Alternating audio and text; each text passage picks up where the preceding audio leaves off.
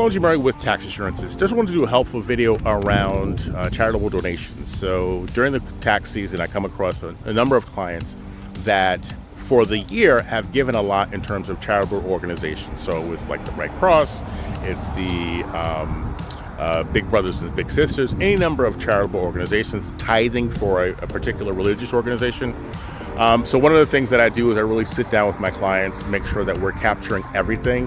Hopefully, a lot of these organizations can provide year-end summaries for what was contributed, and then we just simply take that and put it on the return. Now, whether or not there's a tax deduction, that's for me to kind of review, depending on the amount that was given, depending on income, depending on deductions that are also included with the rest of the return.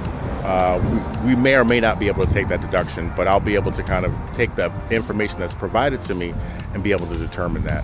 Hopefully that helps in terms of providing some background on contributions to charitable organizations. If you've got more questions, by all means, reach out. Until then, love to help.